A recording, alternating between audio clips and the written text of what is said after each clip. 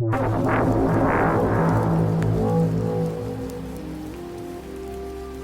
you ever looked in the mirror and whispered, "When did I get this old? The face has changed, the body feels heavier, and the world faster." But what if I told you, aging isn't a punishment, it's an invitation? Here at InnerMoonlight, we don't chase youth, we uncover truth. The Buddha didn't promise eternal beauty, but he did offer something better. Peace, wisdom, and the kind of freedom that only comes when you stop resisting time. So before you get comfortable, take a moment to like the video and subscribe, but only if you genuinely enjoy what I do here. Because today, I'm sharing 5 Buddhist truths that can change the way you grow older, from fear to grace. Let's begin, slowly, deeply, together. Have you ever walked past a photo of your younger self and felt the strange ache of disappearing? That quiet realization that one day, everything you've built, your name, your work, your story, might simply vanish. It's unsettling. We pour decades into our careers, our relationships, our identities, as if permanence could be earned with enough effort. And yet, the deeper truth is this: you will be forgotten faster than you think. But here's the surprising twist. Buddhism doesn't flinch at this, it leans in. The Buddha taught anatta, the doctrine of no self, not as nihilism, but as liberation. You are not a fixed, enduring identity. You are not a legacy waiting to be carved into stone. You are a momentary expression of life, like a wave on the ocean, appearing, rising, dissolving, returning. This might sound like a loss, but look closer. When the need to be remembered fades, something else appears: peace. We are so conditioned to crave significance, to leave a mark, to matter long after we're gone. But let me ask you, why? Does the river mourn yesterday's water? No, it flows forward, fresh, clear, and alive. There's a Zen parable that captures this. A disciple once asked an old monk if it saddened him that future generations might forget his name. The monk simply pointed to the stream beside the temple and said, "Tell me, where is the water from yesterday?" The student hesitated. "It has flowed on," he answered. The monk nodded. "And yet the river remains." This is freedom. Your legacy is not a statue, it's the warmth in someone's voice because you once listened. It's the ripple of kindness in a stranger's day because you chose patience. You are not remembered through monuments, you are remembered through moments. We cling so tightly to our names, to recognition, to the illusion of permanence. But what if the most profound legacy you could leave isn't your name etched in history, but peace left in someone's heart? Consider this. Do you remember the name of the person who first taught you compassion? The exact face of the one who showed you what courage looked like? Maybe not, but their presence lives on in your actions, in your choices, in your voice when you comfort another. This is how memory truly works. It's not archived in minds, but embodied in being. Buddhist practice asks us not to seek meaning through permanence, but through presence. To stop measuring our worth in how long we're remembered, and start living in the truth of this moment. Because right here, right now, you are touching lives. You are shaping the present. When we let go of the obsession to be remembered, we create space to truly live, to smile more gently, to listen more deeply, to give without expectation, to love without asking for anything in return. So if aging feels like a slow erasure, don't resist it, welcome it. Every wrinkle, every forgotten birthday, every quiet day is not a sign that you're fading. It's a reminder that you're flowing. That you, like the river, are still moving, still nourishing, still becoming. You may be forgotten one day, that's true, but the goodness you plant now doesn't need your name attached to grow. Let go of the pressure to be eternal. Just be fully here. Because the river remembers nothing, yet everything it touches is changed forever. Let that be your freedom. There comes a day when your body whispers something new. I can't keep up like I used to. At first it's subtle, a creak in the knees, a little more effort climbing stairs, a longer time recovering from what once barely left a mark. And then the whisper becomes a groan, a protest, a visible shift. Your reflection no longer matches the inner sense of self you've carried for decades. The betrayal feels personal, but is it? The Buddha would say, no, it's not betrayal. It's impermanence. Anicca, doing exactly what it has always done. The body is not turning against you. It's simply telling the truth. Buddhist wisdom teaches that the root of suffering is attachment, and perhaps nowhere is that more painfully clear than in our attachment to youth. We grieve our younger selves like lost lovers. We chase diets, creams, surgeries, supplements, not just for health, but to win back time. But here's the deeper invitation. What if you stopped seeing your body as a traitor and started seeing it as a teacher? Think about this. Your body has carried you through every high and low. It endured heartbreaks, celebrated victories, held you through losses, and kept you upright when your soul wanted to collapse. The scars, the stretch marks, the tired eyes, they are not signs of defeat. They are signs that you lived. There's a Buddhist parable about an old monk who could no longer carry water from the river. His arms had weakened, his hands trembled. One day he asked his teacher in frustration, "Why does my body no longer serve me?" The teacher handed him a cracked clay pot and said, "This pot once held water without effort. Now it leaks. But does that mean it's useless?" The monk shook his head. "No," he replied, "it still holds some water." "And the rest?" the teacher asked. "The rest nourishes the earth. Your aging body may not be what it once was, but it is still worthy, still useful, still sacred." This is the quiet revolution Buddhism offers. Acceptance, not resistance, not as resignation, but as wisdom.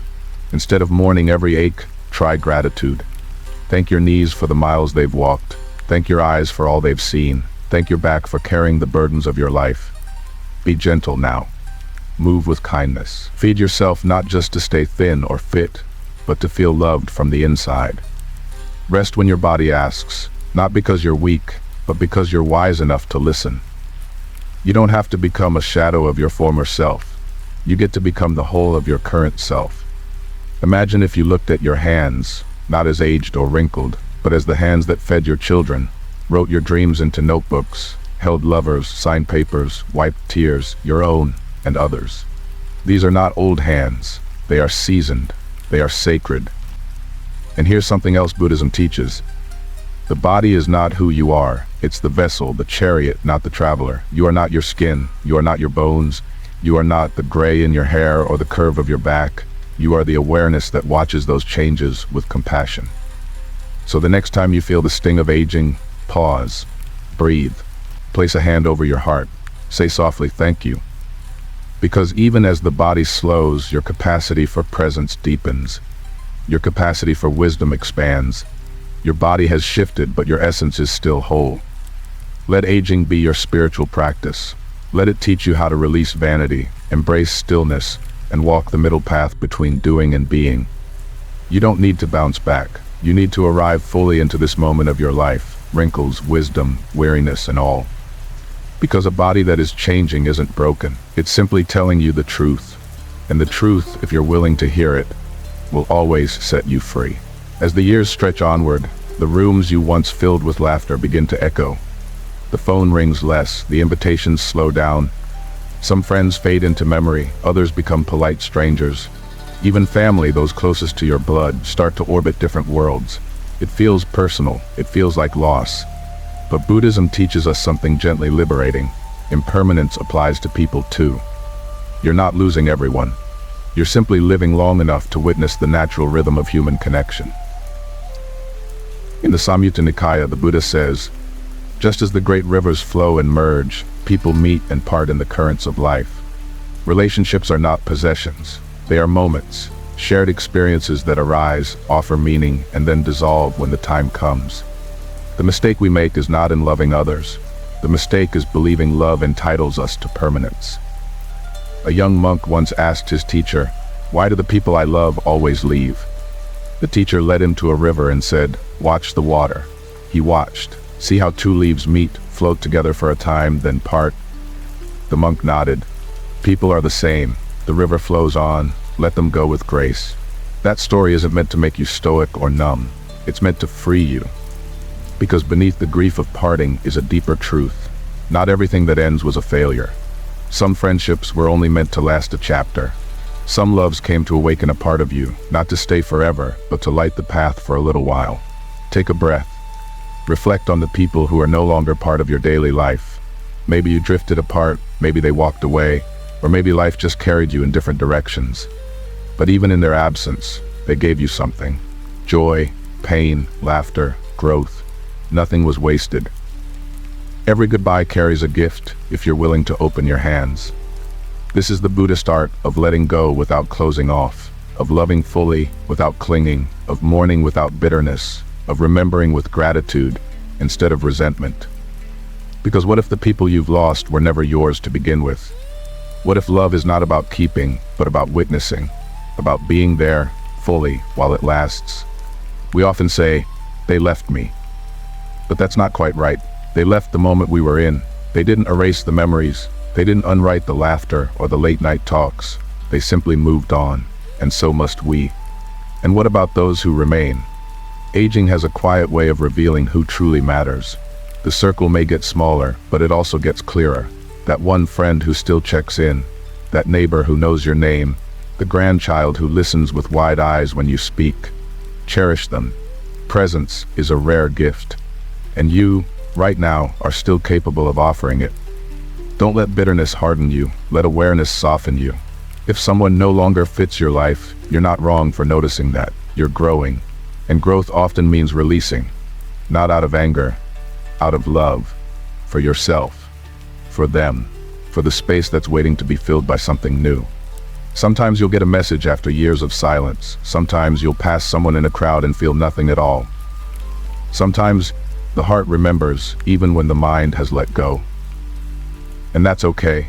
Let memory be a garden, not a graveyard. Let people come and go without holding them hostage in your mind.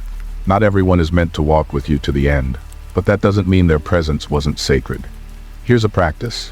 Take a quiet moment today to think of someone who's no longer in your life. Close your eyes, whisper thank you. That's it. Just thank you. Then let them drift downstream like a leaf in the river. You don't have to chase it, you just have to watch it go. This is not loneliness. This is liberation. Because the more you let go of who's gone, the more room you make for who is here and for who is still to come. And that, dear one, is how the heart stays open even as time moves on. There comes a quiet day when the mirror no longer reflects the person you once knew. The skin is softer, thinner, the jawline gentler. The eyes still recognize you, but they also hold more. More stories, more tears, more strength. And for a moment, you might feel betrayed by time. But let's ask a different question. What if the mirror isn't showing you what's been lost, but what's finally been revealed? Buddhist philosophy doesn't see beauty as something to be preserved. It sees beauty as something that evolves, deepens, matures. Like a mountain shaped by the seasons or a tree twisted by decades of wind, the signs of age are not flaws, they're the physical form of a spiritual journey. Society, of course, disagrees. It screams, reverse, resist, erase, dye the silver, fill the lines, filter the truth. But why? Who benefits when you deny the very face that life carved with care? In Zen, there is a concept called wabi-sabi, the art of finding beauty in imperfection and impermanence. A cracked bowl is not thrown away. It is repaired with gold, becoming more beautiful because of its history, not in spite of it. So too, your wrinkles are not signs of decay. They are the golden seams of a life fully lived. Think about the elders you admire. Were they beautiful because they looked young, or because they carried themselves with warmth, wisdom, and quiet confidence? The kind of beauty that doesn't shout, it glows. A beauty that listens more than it speaks, that radiates kindness without effort. There's a story of an old woman who once visited a Zen master in tears. "I no longer recognize myself," she said. "My youth has left me." The master brought her to a cherry blossom tree in bloom. "This is beauty, yes?" she nodded. Then he pointed to an ancient pine, weathered bark, twisted branches. "And this," she hesitated, "it's different, but it feels strong, noble." "Exactly," said the master. "The cherry is admired in spring, but the pine is respected in winter. You are not the blossom, you are the tree that endures." This is the shift, from appearance to presence, from surface to soul, from trying to look beautiful to simply being beautiful. Look at your hands. They may not be as smooth as they once were, but have they not held children, carried burdens, written letters, held trembling hearts? Those lines are a map of your love. Your body tells your story, every mark a sentence, every scar a chapter, every crease a poem of resilience. And yet, how easily we forget. We compare ourselves to younger versions of who we used to be instead of honoring the miracle of being here, now, alive, breathing, witnessing. Not everyone is given this gift, but you were. So wear your years not as a disguise, but as a declaration. Not with shame, but with reverence. Let the gray be your halo. Let the softening be your softness. And when you see someone younger looking back at you with that familiar ache in their eyes, smile gently. Be the mirror that reflects something the world rarely offers, the beauty of becoming. Buddhism doesn't ask you to deny time, it asks you to flow with it. It says all compounded things are subject to change, and in that change there is no loss, only transformation. There is beauty in spring, yes, but also in autumn. The colors deepen. The air grows still, and the light gets golden. You are entering the golden hour of your life. Let yourself shine. And the next time you catch your reflection and feel that old tug of sorrow, pause.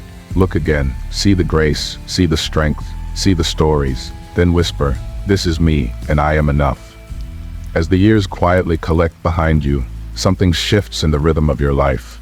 The weddings grow fewer, the funerals more frequent. You begin to notice that phone calls from certain voices no longer come. Rooms feel emptier, not because they lack furniture, but because they lack presence. And perhaps the deepest ache of aging is not the creaking bones or fading memory. It's the slow, relentless disappearance of the ones you love. Grief, in this season of life, becomes a familiar guest. And yet, Buddhism offers a truth both gentle and piercing. The body dies, but love does not. When the Buddha met Kisa Gotami, a mother ravaged by the loss of her only son, he did not offer her comfort in the way we might expect. He did not tell her to move on. Instead, he told her to find a mustard seed from a household untouched by death. She searched every home in the village and found not one.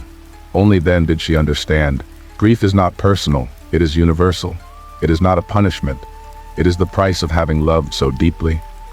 In the West, we are often taught to suppress grief, to rush through it, to put on a brave face.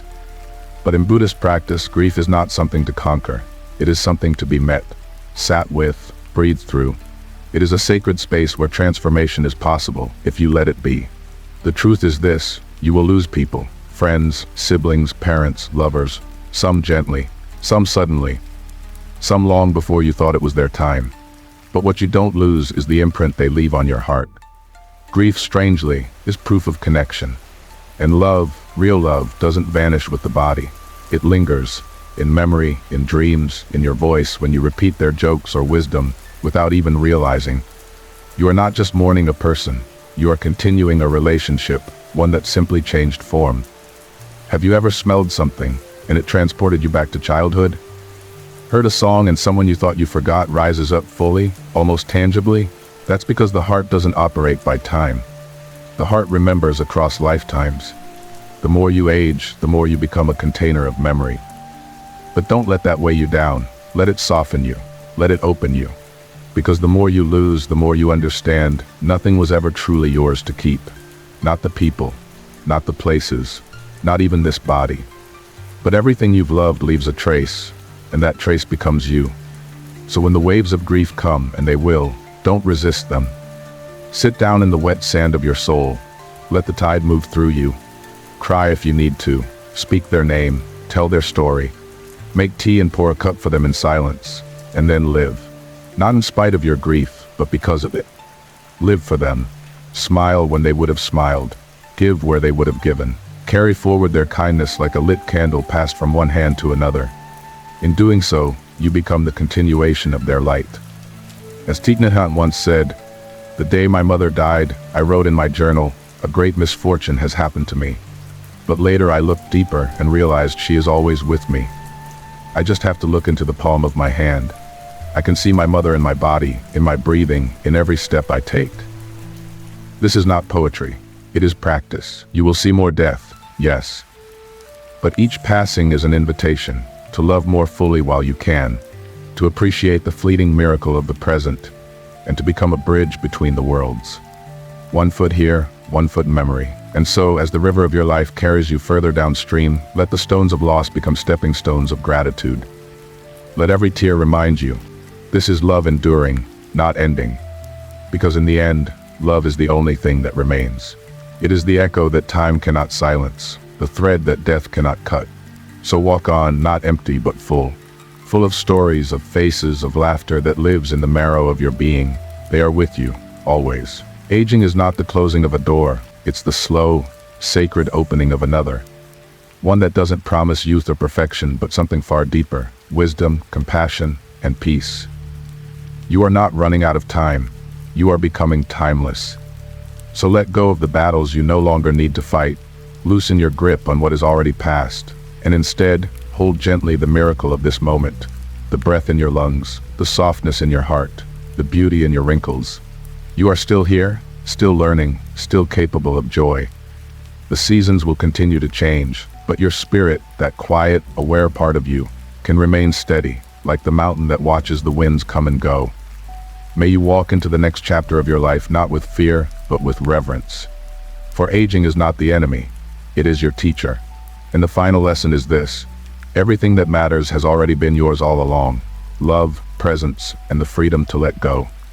Take a deep breath, feel your heart. You are exactly where you're meant to be.